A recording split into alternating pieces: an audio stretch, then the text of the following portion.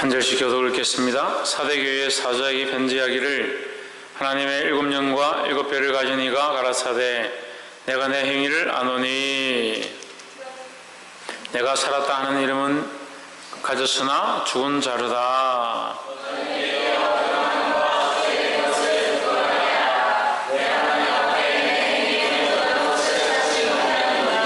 그러므로 내가 어떻게 받았으며 어떻게 들었는지 생각하고 지켜 회개하라.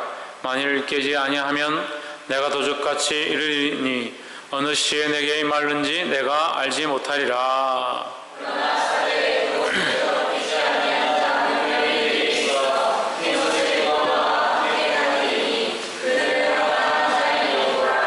이기는 자는 이와 같이 흰 옷을 입을 것이요 내가 그 이름을 생명책에서 반드시 흐리지 아니하고 그 이름을 내 아버지 앞과 그 전사들 앞에서 시인하리라. 들을지어다. 아멘. 잠깐 기도합시다. 거룩하시며 참되신 하나님, 악하고 패역한 세대 가운데 부족한 저희를 부르사 주의 말씀을 듣게 하시고 하나님 바라보게 하심을 감사합니다. 우리가 비록 연약하여 성령을 바라보지 못하고 하나님의 거룩하심을 의뢰하지 못할지라도 주님 불쌍히 여겨 주시옵소서. 이곳 가운데 모인 심령들의 각 마음을 만져주셔서 하나님 마음을 알게 하시며 하나님 앞에 서게 하시며 하나님을 바라볼 수 있도록 도와주시옵소서. 주께서 강권하시고 주의 능력으로 이끄실 줄 믿사옵고 살아계신 예수 그리스도 이름으로 기도합나이다. 아멘. 할렐루야. 우리 옆에 상근이 사주셔 사랑합니다. 축복합니다. 말씀의 제목을 한번 읽어봅시다. 시작. 죽은 교회와 죽어가는 교회. 죽은 교회가 있고 죽어가는 교회가 있다.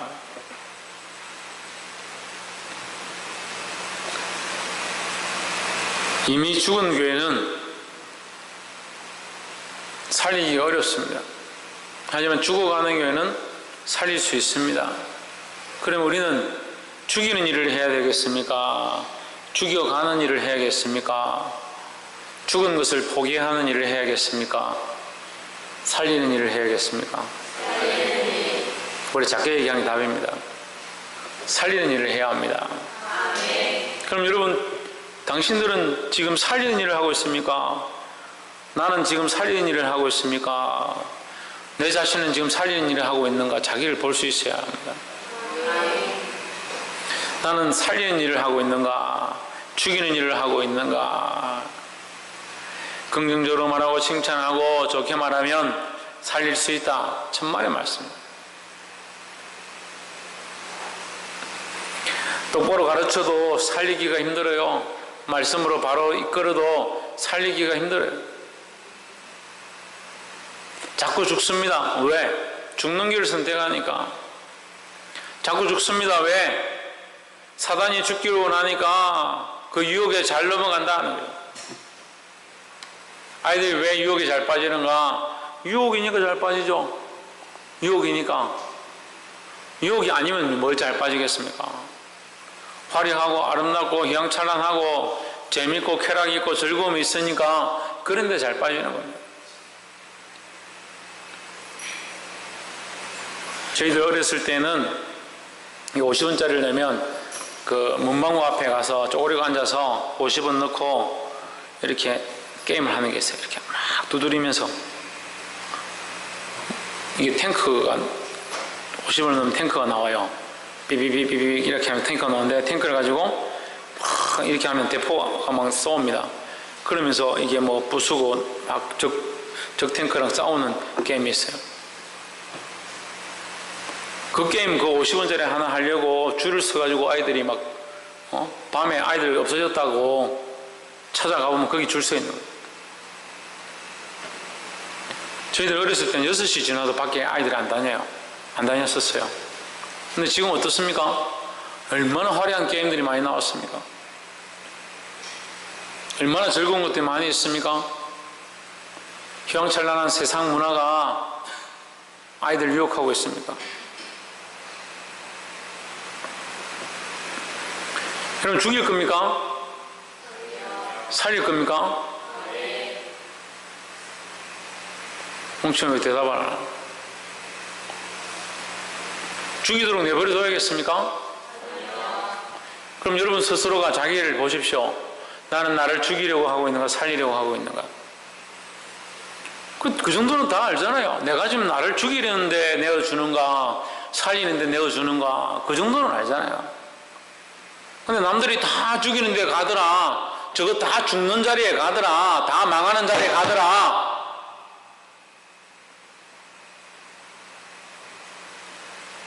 그 정도 좀 가면 어떻노? 그래서 나도 가는 겁니까?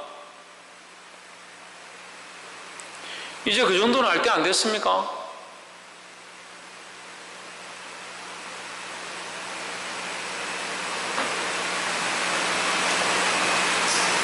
죽이는데 자기를 내어주면 안 됩니다.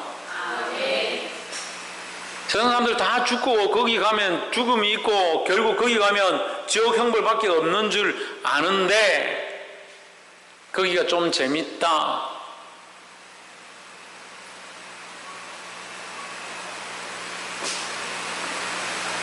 복이 되기를 주의 이름으로 축복합니다.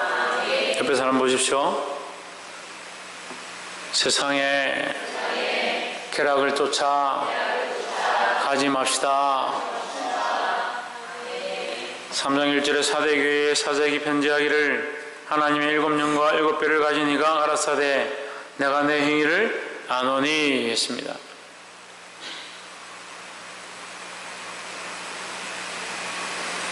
내 행위를 아노니, 여기 안다는 것은 내가 너와 함께 있었으나 내가 너의 행위를 다 알고 있다. 자, 제가 교회들마다 예수 그리스도에 대한 표현들이 다르다고 했습니다. 여기도 또 다르게 나오죠. 하나님의 7영과 7뼈를 가진 이가 누굽니까? 예수 그리스도입니다. 하나님의 7영, 7영은 뭐라고 했습니까? 제가 1장에서 7영은 뭐라고 얘기했습니까? 전정민, 완전한 뭐요? 완전한 영, 최원영, 완전한 영, 김태현, 뭐라고요? 신희경 뭐라고 했습니까?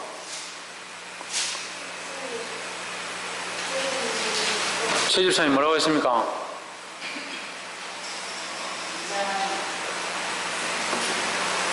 유혜림 뭐라고 했습니까?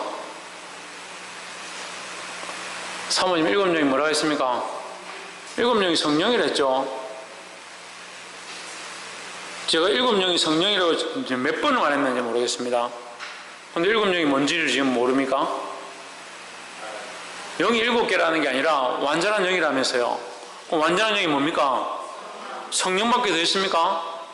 그럼 귀신이 완전합니까? 7영은 완전한 영이고 완전한 영은 성령밖에 없다고요. 성령 말고 완전한 영이 있습니까? 얘기해 보세요. 근데 왜 모릅니까? 이게 성령이라고 제가 몇 번 말씀드렸는데,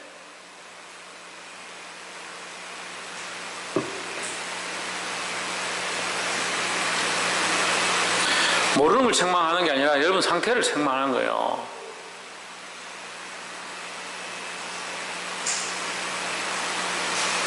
내 행위를 아노니 하는 것은 누가 아느냐? 성령이 아신다는 거죠.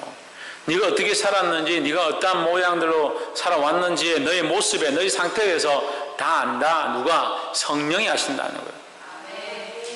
너의 상태가 어떻느냐? 내가 살았다 하는 이름은 있으나 실상은 죽은 자다. 네가 살았다 하는 이름은 있지만 실상은 죽은 자다.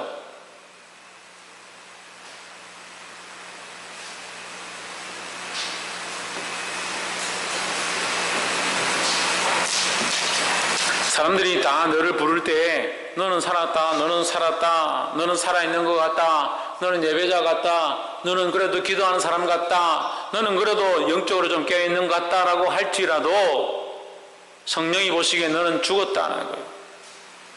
왜? 성령은 우리의 중심을 보시니까. 사람들이 보기에 어떠하든지, 사람들이 우리를 얼마나 인정해 주든지 그건 안 중요하다는 거죠. 내가 보기에 나는 이 사람 편이고, 내가 보기에 이 사람은 옳은 것 같고, 내가 보기에 이것이 옳은 것 같고, 이것은 똑바로 서 있는데 이거는 와 뒤를 보고 설교하다 보니까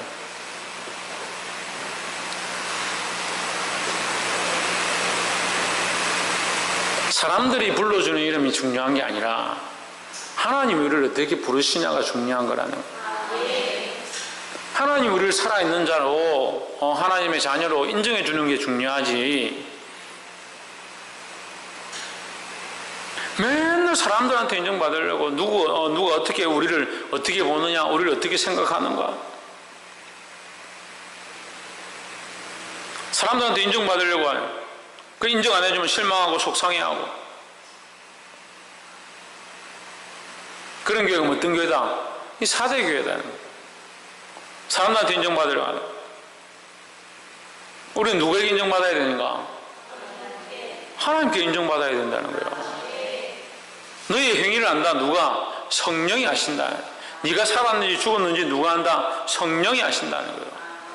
그래서 이 4대 교회는 사람들에게는 인정받았는지 모르겠지만 겉으로는 인정받고 큰 교회고 멋있고 웅장하고 아름다운 교회인지는 모르지만 하나님 앞에서 너는 어떻다? 죽었다는 거죠. 2절 너는 일깨워가 뭡니까? 일깨워 정신을 차리고 깨어 일어나라는 거죠. 깨어나서 그 남은 바 죽게 된 것을 굳건하게 하라. 네가 지금까지 죽었는 삶을 살았다. 사람들이 너를 인정하고 네가 멋있고 네 교회가 아름답고 네가 참 잘한다 라고 했을지라도 너는 하나님 앞에서 죽었다.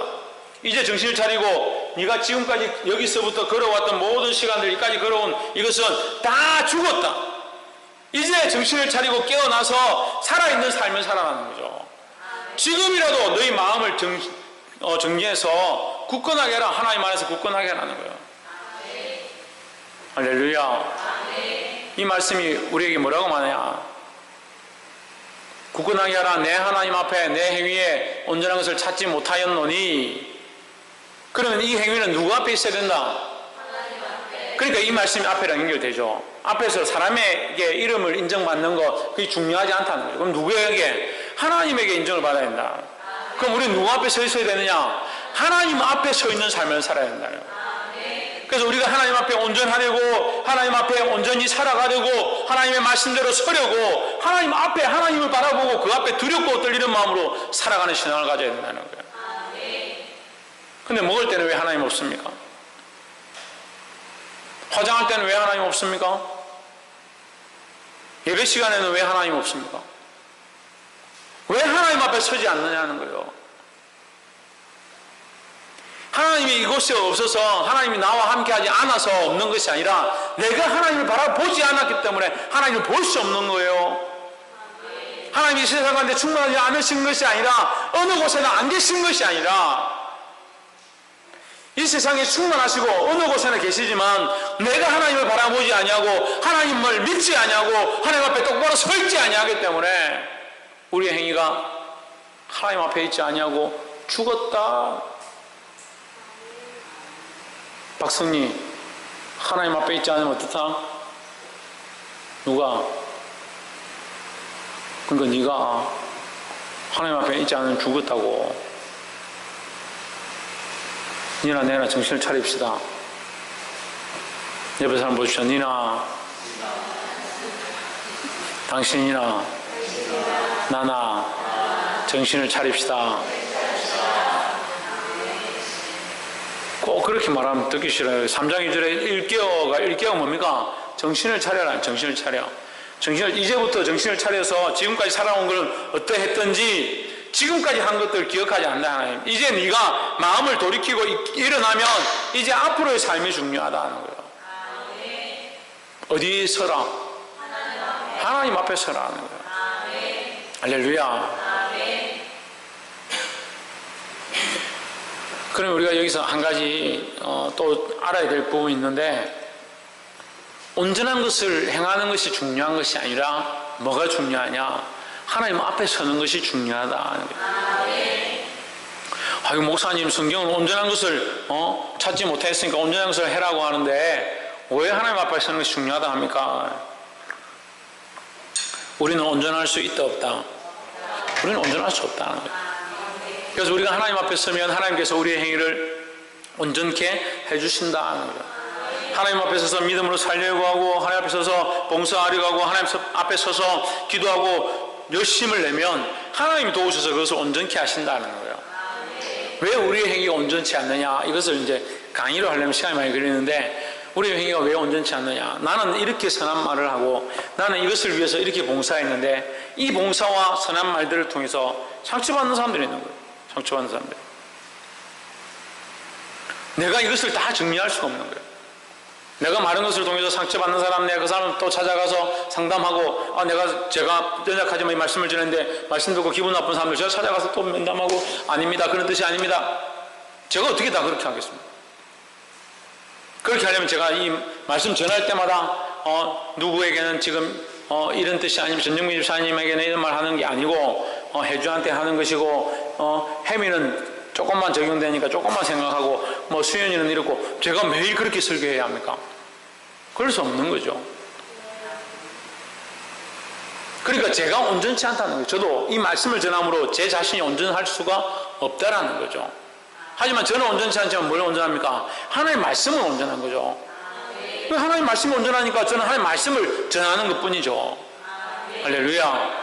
그래서 이 말씀 속에 제 감정이나 저의 어떤 생각이나 누구를 어떻게 하고자 하는 생각이 있을 수 없다는 거죠. 하나님의 말씀으로 나아가는 것입니다. 그래서 제가 그 말씀을 가지고 누구에게 어떻게 하고, 누구에게 어떻게 하고, 누구는 어떻게 되고, 그렇게 할 수 없다. 그렇게 한다고 해서 온전해지는 것도 아니다. 그래서 누가 하셔야 하느냐? 하나님 하셔야 된다. 그래서 우리는 어디 서 있어야 된다? 하나님 앞에 서야 된다. 그래서 이 말씀을 전하는 부족한 이 종이 하나님 앞에 서서 하나님을 두려워하는 마음으로 이 말씀을 전할 때, 사랑하는 성도 여러분, 어떻게 들어야겠습니까? 하나님 말씀으로, 성령으로, 둘 다 맞는데 또 하나님 앞에서, 하나님 앞에서. 제가 하나님 앞에 서 있는 것처럼 여러분도 하나님 앞에 서 있어야 되는 거예요.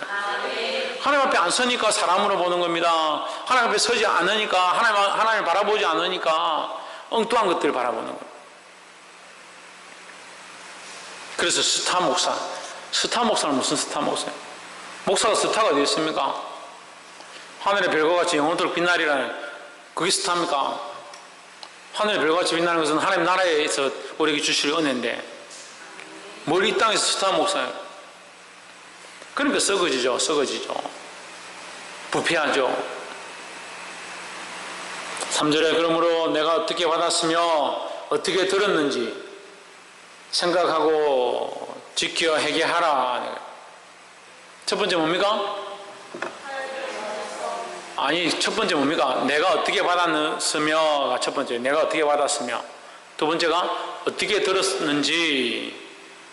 어떻게 받았으며 어떻게 들었는지. 이것은 이제 앞에 말씀과 연결되죠. 우리 앞에 다른 교회의 모습도 있었는데 뭘 회복하는 겁니까? 첫사랑을 회복하는 겁니다. 첫사랑을. 내가 어떻게 받았으며 어떻게 들었는지, 하나님 말씀 어떻게 받았으며 어떻게 들었는지 그것을 생각하고 회개하라 하는 거예요. 회개는 뭘 말한다고 했습니까? 돌이키는 거죠. 돌이키는 거. 그럼 어디로 돌아가라? 하나님께로. 하나님의 말씀을 받았을 때와 하나님의 말씀을 들었을 때로 돌아가라 하는 거죠. 할렐루야. 처음 하나님의 말씀을 들었을 때와 하나님 말씀을 받았을 때의 모습으로 돌아가라. 그렇게 회개하라. 많은 사람들이 회개는 하는데요, 돌아가지는 않습니다. 한국교회 병이 뭐라고요? 한국교회의 심각한 병이 뭐라고요? 회개하지 않는 거, 회개하지 않는 거. 교회가 회개를 잃어버리면요, 교회의 역할이 못하는 겁니다. 교회가 아이들 많이 참석하고 전도 많이 하고, 물론 교회의 역할이 그런 모습도 있지요. 그렇지만 더 중요한 건 뭐냐? 회개입니다. 초등학생들이든 유치부 아이들이든 하나님 앞에 불러서 그들을 뭐 해야 됩니까? 회개시켜야 합니다. 앉혀가지고 눈물 흘려, 네 죄를 얘기해. 안 할래? 그렇게 하라는 게 아니에요. 예수 그리스도를 만나게 하고 너를 위하여 주님이 십자가에 못 박혔다. 그 사실이 그 아이들 안에 믿어지면 그들이 알게 모르게 자기들의 죄를 고백하고 회개하게 되어 있다는 겁니다. 그게 뭘 가르치냐는 거예요.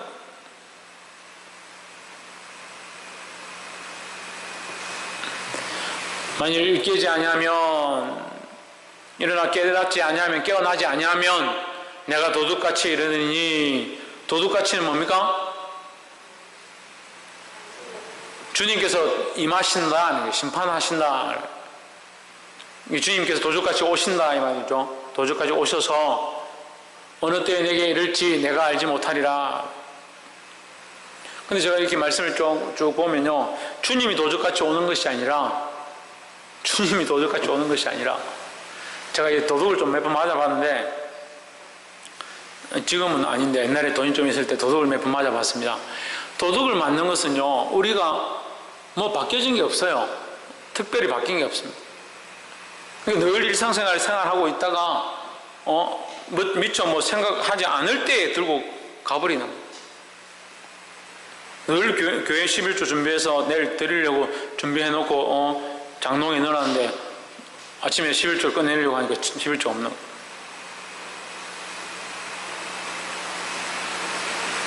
도둑은 원래 도둑이고요. 문제는 뭡니까? 우리가 방비하지 않는다. 우리가 준비하지 않았기 때문에 도둑을 맞는 겁니다. 주님이 도둑이 아니라 우리가 준비하여 깨어있지 않았기 때문에 주님을 맞을 수가 없는 거예요.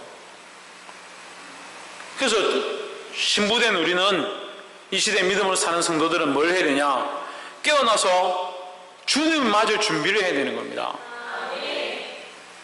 우리가 하나님 앞에 서서 믿음으로 살면 실존하시는 그 예수 그리스도가 임하시는 것을 보게 될 줄 믿습니다. 4절에 그러나 사대에 그 옷을 더럽히지 아니한 자 몇 명이 내게 있어 했습니다. 사대 교회에 그 옷을 더럽히지 아니한 자 몇 명이 있다는 거예요. 이 옷을 더럽히지 않은 것은 뭡니까? 그 시대에 물들지 않는 자.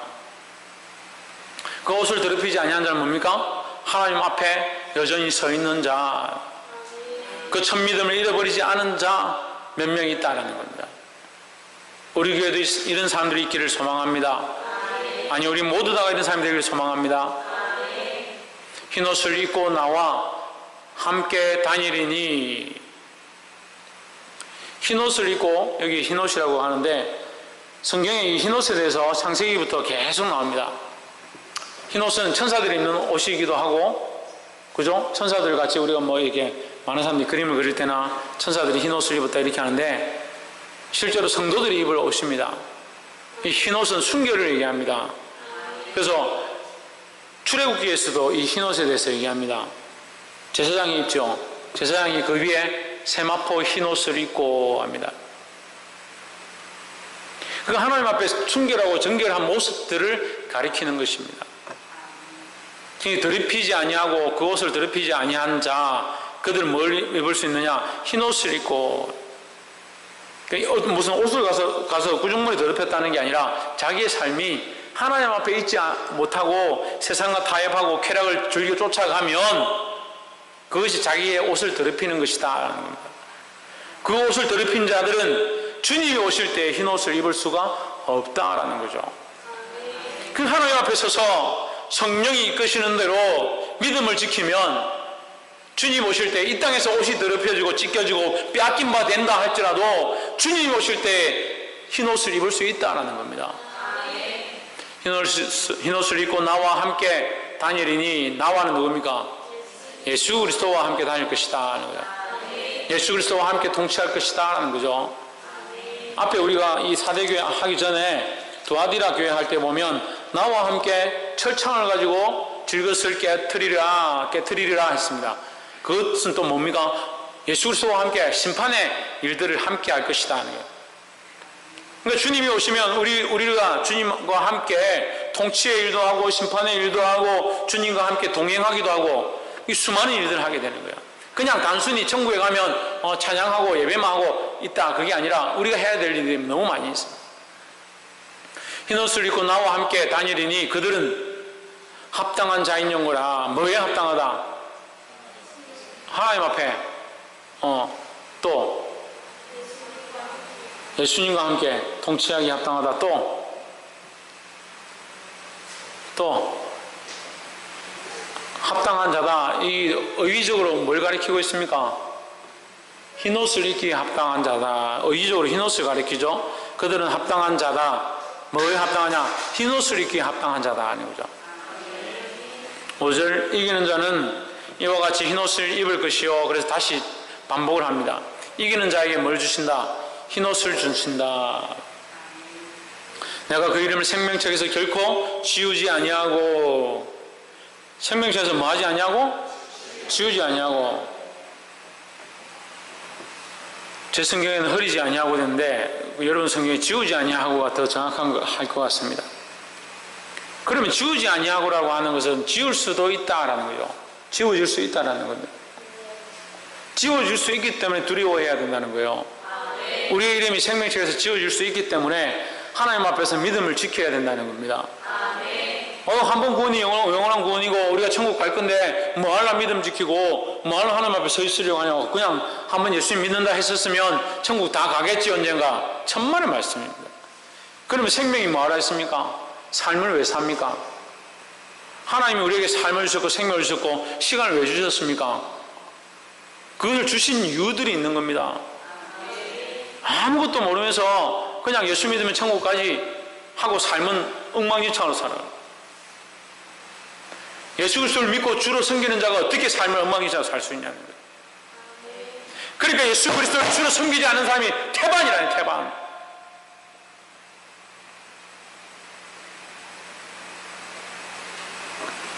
예배도 지키지 못하고 자기 마음도 지키지 못하고 자기 자식 하나 때문에 하나님 앞에 나와서 예배하는 것도 힘들고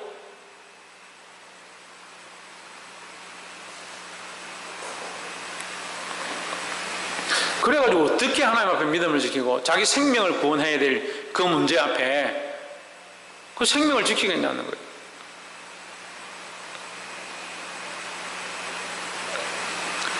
뭐가 없이는 기쁘시게 못한다? 믿음이 없이는 하나님 기쁘시게 할 수 없다는 거예요. 믿음이 없는데 어떻게 생명책에 기록합니까? 옆에 사람 보십시오. 믿음을 지킵시다. 그 이름을 생명책에서 결코 지우지 아니하고 그 이름을 내 아버지 앞과 그 천사들 앞에서 시인하리라 했습니다. 근데 저는 이 말씀 굉장히 좀 두려워하는데요.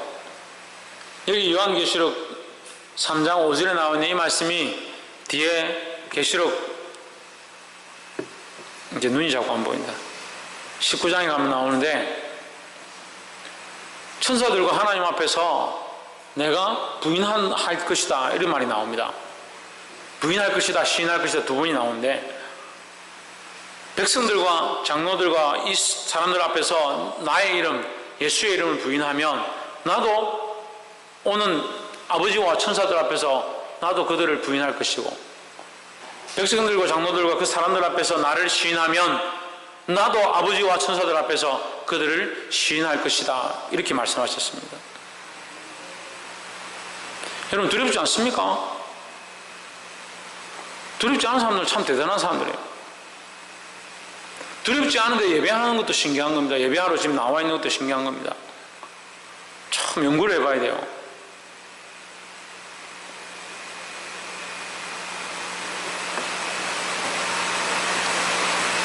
사람들 앞에서 내가 예수 그리스도를 자랑할 수 있는가? 어떠한 부끄러움과 어떠한 권세들 앞에서도 예수 그리스도는 나의 주님이신가? 직장의 권위와 나이 많은 선배와 재물의 유혹과 세상의 많은 유혹들 앞에서도 예수 그리스도는 여전히 나의 주님이신가? 조그만 유혹이 닥치면 예수 그리스도는 나의 주님이 아니고 그 유혹이 나의 주가 되고 재물과 여러 가지 문제가 내게 닥치면 예수 그리스도가 나의 주가 아니고 그 재물과 유혹이 나의 주가 되고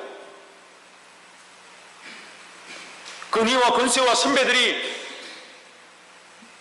나에게 말하기 시작하면 하나님의 말씀은 들리지 않냐고 하나님 앞에 서는 것들은 하나도 기억나지 않고, 그나마 여름 방학 동안 단기 선교 와서 주님 앞에 기도하며 주님만 바라봅니다 했던 그 믿음조차도 선배들이나 직장 상사나 그 앞에 가면 하나도 나타나지 않아요.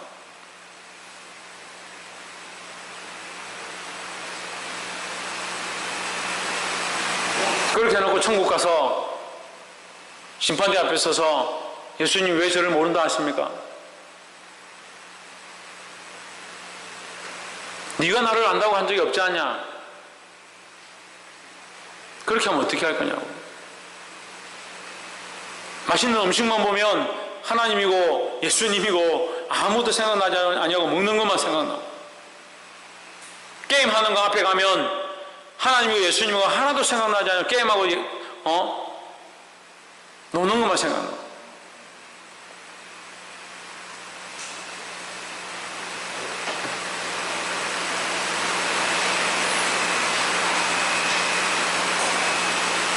두렵지 않습니까?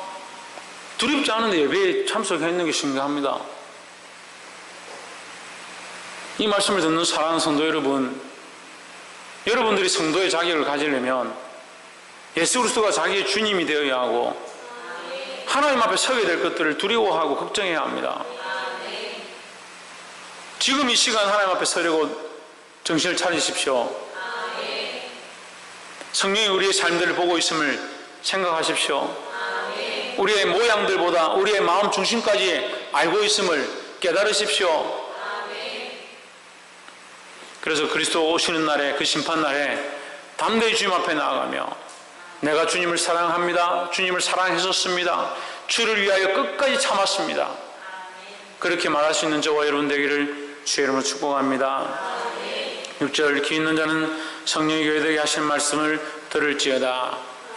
이 말씀을 들은 사랑하는 성도 여러분, 이 말씀이 그냥 흘려버린 바 되지 아니하고 저와 여러분의 삶의 지표가 되며 여러분의 마음 심령 가운데 새겨져서 하나님의 뜻 앞에 서게 되며 그 뜻을 이루어가는 우리의 삶이 되기를 주의 이름으로 축복합니다. 기도하겠습니다. 거룩하신 하나님,